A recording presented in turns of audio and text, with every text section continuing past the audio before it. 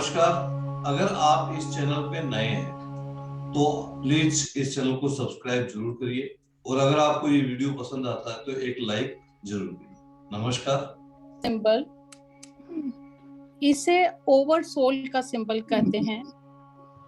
ये सिंबल हमारे परम आत्मा को, परमात्मा, ओवर सोल मीन्स परमात्मा को ही रिप्रेजेंट करता है कि हम ब्रह्म का एक स्वरूप हैं और ब्रह्म से हम में ही है।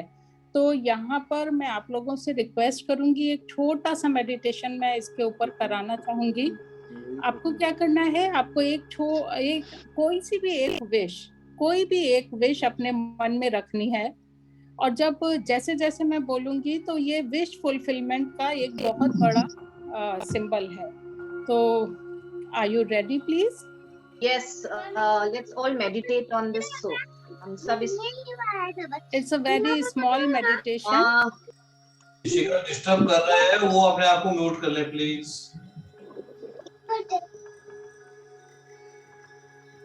जी ma'am, continue please.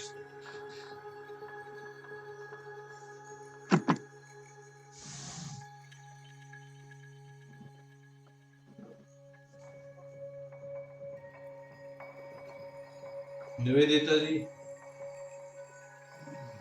Yes sir. जी मैम। सो अपने मन में एक विश को डिसाइड कर लीजिए।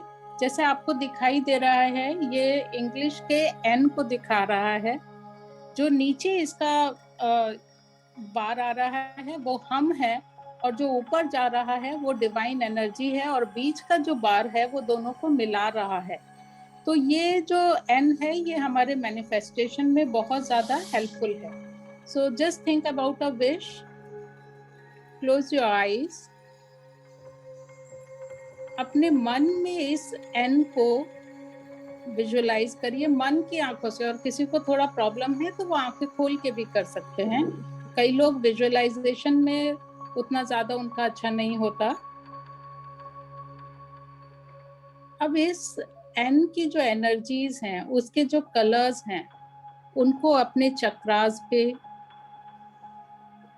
अपने ऑरिक फील्ड में सब जगह महसूस करिए।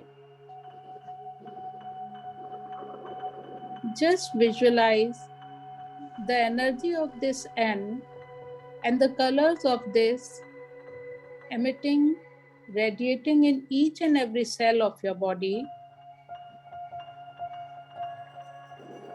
अपने मन में जो एक विश आप मैनिफेस्ट करना चाहते हैं उसके बारे में सोचिए और सोचिए कि आपने इस एन के साथ वो विश उस परम परमेश्वर को भेज दी है।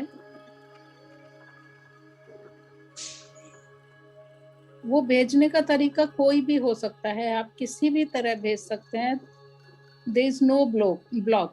Just keep yourself open. अपने को ओपन रखिए और उस विश को एन के साथ परम परमात्मा की ओर भेज दीजिए